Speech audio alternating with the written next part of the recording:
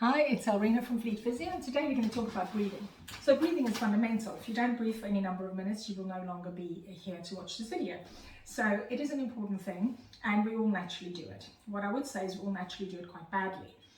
Most of us breathe right up here because of stresses in our lives or in the world around us, and shortness and tightness due to our posture being quite poor and bent over. So we get short and tight here, and when we overuse these muscles to breathe as well because they're kind of ready to go.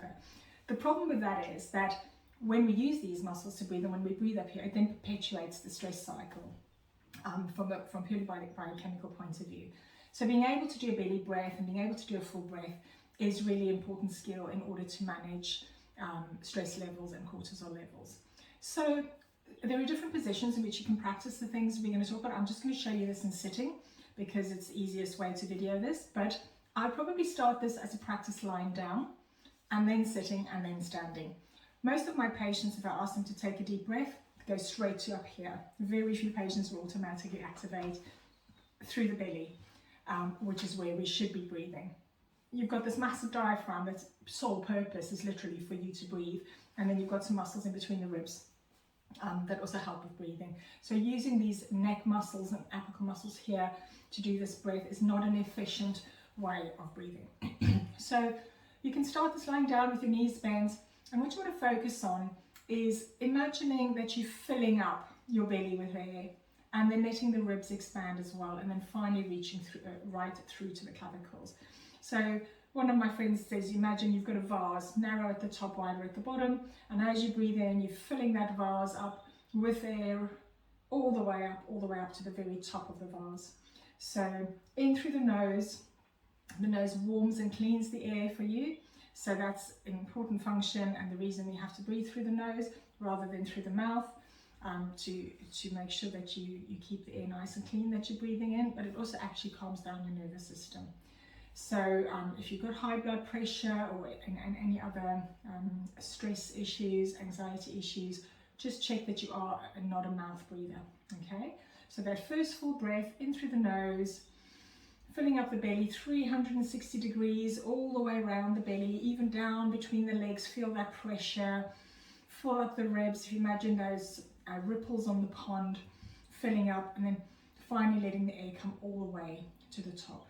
Now, if you're struggling to take a full in breath, it might be that you didn't take a full out breath. So breathing out for longer than you breathe in.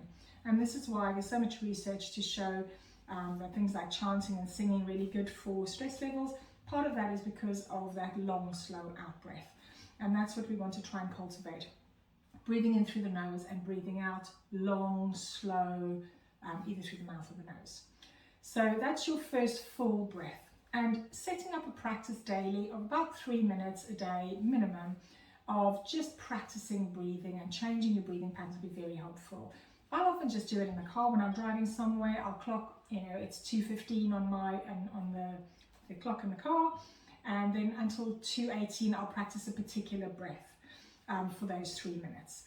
The next breath you can practice is your belly breath, and that is the most important one. So if you're lying on your back or sitting up, even standing, right hand on your chest, left hand on your belly, and just focus on that expansion through the belly. Now, if you feel you go all the way until you have no air left, you've literally washed all the air out of the lungs, you'll feel you get a much better expansion of the belly on the next breath. Making sure the out breath is longer than the in breath. And that the right hand, which is on the chest, is not rising as well. So that's your little policeman, no movement. So if you're finding that's not what you want, that's what you want. So that's your belly breath. And you can choose any breath on any day to focus on. Next breath is your intercostal breath, lateral costal breath. You can use a belt, use your gown, I don't care, whatever you've got handy to do this, or you can just use your hands on your ribs. But I find patients with shoulder issues often find that their shoulders are up here and they're not doing this right. But if you can maintain good shoulder posture, so this is where you're just using your bellows to breathe. Now, if you're using a belt of some description, You can wrap that around your ribs nice and tight so you can actually feel the area that you want to send the air to. Breathe in, let it expand. Breathe out and contract so you can really feel that pressure. Give those muscles a little bit of stretch so that they know where to expand. So this is not going into the belly, and this is not going into the top of the lungs. It's literally just going into the ribs. This is an important breath if you are lifting, pushing, pulling, carrying anything, because you're needing to lock down through the core and the pelvic floor to protect your lower back, but still breathe. So instead of the breath coming up here, or breath holding, which is more common, you get that lovely rib breath while you are able to contract and hold through your pelvic floor. And then you can strengthen and connect even more on the out breath with the pelvic floor and the abdominals, and breathe in even more on the in breath. Let the ribs relax even more. Breathe out and connect. Breathe in and expand.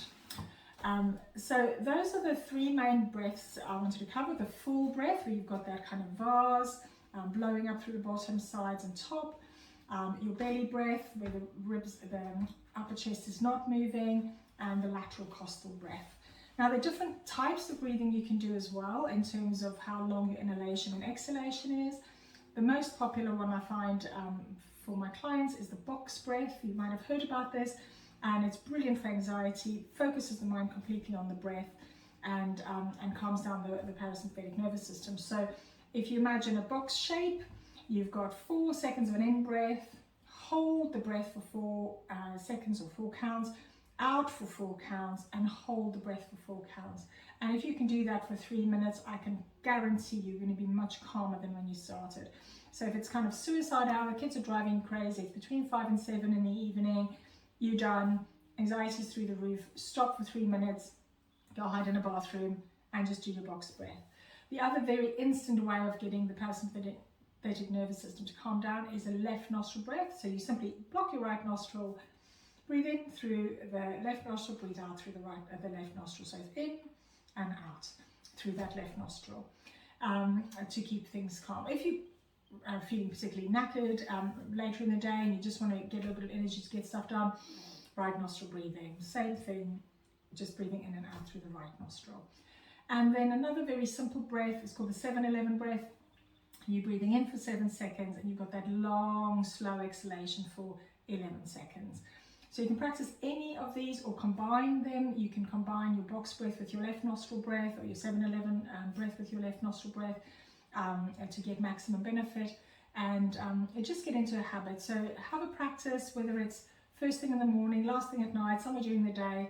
The more skilled you get at this, the better you'll get at it, and the more you'll grab that tool in your toolbox to keep yourself nice and calm, or even energized if that's the case.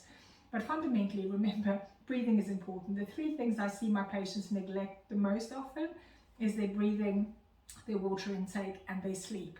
Ironically, if you don't breathe for several minutes, you'll be dead. If you don't drink water for 3 days, you'll be dead. And if you don't sleep for 10 days, you'll be dead. And yet these are the 3 areas we neglect the most. So, you know, let's focus on the things that keep us well, but can make us even more well. I hope that's helpful. Any comments, please do send them through to me.